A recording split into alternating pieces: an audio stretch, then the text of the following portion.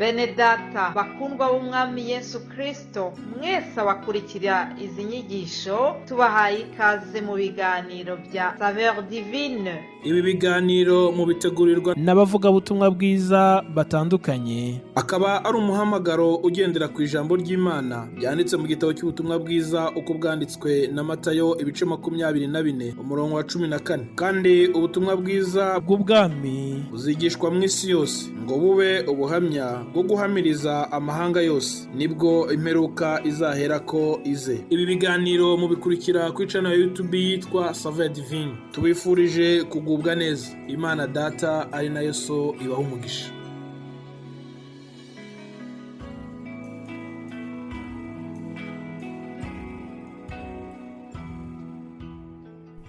Shalom shalom.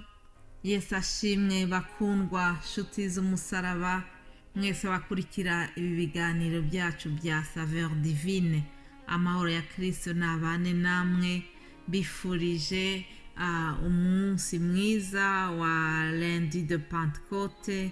Ndizera yuko mwagize weekend nziza. Turashimira Imana kuko muri weekend twizihizaga umunsi mukuru witwa Pentecôte, umunsi twibukaho uburyo isezerano Yesu yari yahaye abigishwa be ry'umwuka wera. Uwo mwuka rero ukaba waramanukiye intumwa nk'uko byari bisezeranijwe. Ndagira ngo dusome ijambo ritoya rivuga ku mwuka. Zaburi 139, Dawidi avuga ijambo ku murongo wa 7 ngo ndahungira umwuka wawe he, ndahungira umwuka wawe he, ndahungira mu maso hawe he. Nazamuka nkajya mu ijuru uriyo, nasasurira bwanjye kuzimu uriyo. Haleluya. Turashima Imana yuko hari umwuka wayo utuzengurutse. Haleluya. Umwuka w'Imana uri muri twebwe, uratuzengurutse. Ni isezerano Yesu yari yaratanze, aravuga ngo azamuduha uwo mwuka, azagendere muri twebwe, ngo kandi azatura muri twebwe. Haleluya. Dufite umugisha udasanzwe kuko abatubanjirije ntabwo umwuka w'Imana waturaga muri bo ngo ugumemo igihe cyose, ahubwo bawuhabwaga mu buryo bwagenwe kubera igikorwa speciale bagomba gukora. Umwuka ukabahangaho, ariko ntugumane nabo nk'uko uguba muri twe, nk'uko ugendera muri twebwe muri iki gihe. Rero ni umugisha twahawe, ni ibintu bidasanzwe kuko umwuka w'Imana uri muri twebwe, utuye muri twebwe, ukorana natwe mu buryo buri speciale, mu buryo busumba uburyo wakoranaga n'abakera. Haleluya. Umwuka wera turawushimiye.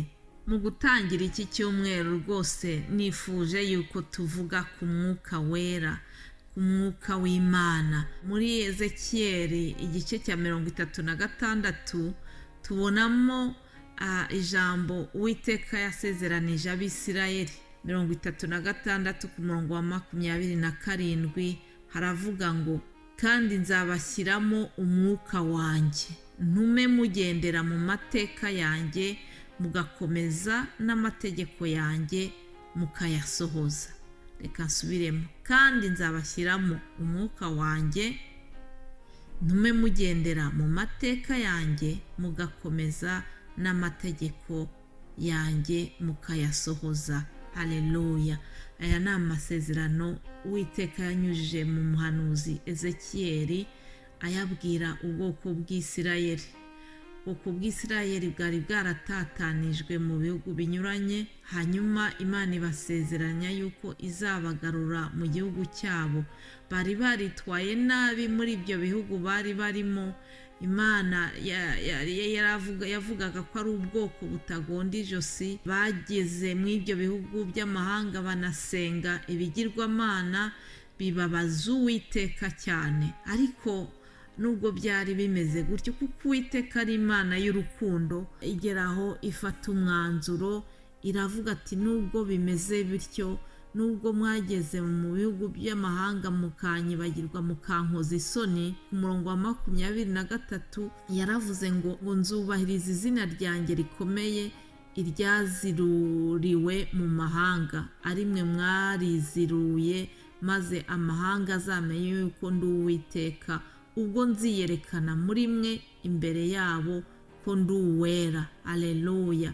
Rero iyo ivuga yuko ngo izina ryayo ryaziruriwe mu mahanga, ni ukuvuga ngo mwatukishije izina ryanjye mw'ayo mahanga, mwitwaye nabi, ariko mukene kubw'imbabazi zanjye nyinshi nzaboherereza umwuka wanjye abahindure bashya. Aleluya. Ngo arababwira ngo nzabavana mw'ayo mahanga mbakoranirize hamwe bakuye mu bihugu byose, maze nzabageza mu gihugu cyanyu bwite.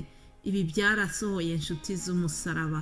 Aya masezerano yasohoye mu mwaka w'1948. Abari baratatanye basa n'abatagira igihugu barongera basubira mu gihugu cyabo. Hanyuma Uwiteka arababwira ati nzabaha n'umutima mushya, mbashyiremo umwuka mushya, nzabakuramo umutima ukomeye nk'ibuye, mbashyiremo umutima woroshye. Aleluya. Aya masezerano ni meza. Natwe dukeneye kugira ngo uyu mwuka twizihije umunsi w'ejo ugire icyo uhindura mu buzima bwacu. Uyu mwuka w'Imana ugire ibyo urema bishyashya, udukuremo umutima mubi, udukuremo imitima y'inzangano, ube wadukuramo umutima w'amacakubiri, umutima utagira imbabazi, maze udushyiremo umutima w'urukundo, umutima woroshye, umutima uca bugufi, umutima wemera gusaba imbabazi abandi. Haleluya. Ndabifuriza kugira ngo uyu mwuka w'Imana, uyu nguyu wasezeranijwe, iri vugurura ku Bisirayeli, natwe uze muri twebwe utuvugurure. Haleluya. Bakundwa, muri iyi minsi icyifuzo mfite ni iki ngiki, nicyo kwinginga umwuka wera kugira ngo aze akorane natwe mu buryo budasanzwe, aze aduhindure bashya, aze aduhe kwera imbuto. Haleluya. Imbuto z'umwuka w'Imana, imbuto za zindi tubona mu Bagalatiya igice cya 5. Hari imbuto z'umwuka, ngo ni urukundo n'ibyishimo, ngo ni amahoro, ngo ni ukwihangana, no kugira neza, n'ingeso nziza, no gukiranuka, no kugwa neza, no kwirinda. Haleluya. Bene data, ndabifuriza kugira ngo ni ukuri umwuka wera adushoboze kugira ngo twere zino mbuto. Ni ukuri ntabwo twabyishoboza twebwe twenyine, ariko hamwe no gufashwa n'uyu mwuka wera twahawe, umwe no gufashwa n'Imana, byose byashoboka, kuko ngo byose bishobokera uwizeye. Rero mbifurije n'ukuri kugira ngo mu gutangira kino cyumweru twongere tugendere mu izi mbaraga, imbaraga zitangwa n'umwuka wera. Umwuka wera amaze kuza, bahawe izindi mbaraga, bahawe imbaraga zo guhamya. Haleluya. Imana yacu ntabwo ibeshya. Ibyo Yesu yari yabasezeranije byarasohoye. Byakozwe n'intumwa igice cya 1 umurongo wa 8, yari yababwiye ngo icyakora muzahabwa imbaraga umwuka wera nabamanukira, kandi muzaba abagabo bo kumpamya Yerusalemu ni Yudaya yose ni Samariya no kugeza ku mpera y'isi. Imana ishimwe. Ndashimira Yesu yuko aba bagabo bahamije Yesu, biva hariya Yerusalemu bigera i Yudaya, birarenga bitugeraho, natwe muri Afurika bitugeraho, ubutumwa bwiza butugeraho. Uyu munsi natwe turi kugarukana tukabuzana mu Burayi. Imana ishimwe cyane. Haleluya. Umwuka w'Imana ufite imbaraga, umwuka w'Imana wera wabahaye kuba abahamya. Rero muri iki cyumweru twinjiyemo tuzakomeza kuvuga ku mbaraga z'umwuka wera. Narinje kubasangiza iryo jambo ryo gufungura icyumweru. Yesu abaha umugisha, mugubwe neza. Bene data bazabagezaho ibindi biganiro. Basabiye umugisha, sabiye umugisha buri muntu wese wumva bino biganiro. Sabiye umugisha mwebwe kandi mudusengera mukatwifuriza kugira ngo dukomeze guhagarara dushikamye muri uyu murimo Imana yaduhaye. Yesu abaha umugisha. Bifurije uwa mbere mwiza wa Pentecôte. Bon lundi de Pentecôte et bonne semaine. Icyumweru kizababere icy'umugisha kuri mwebwe n'abanyu bose mu izina rya Yesu. Amen.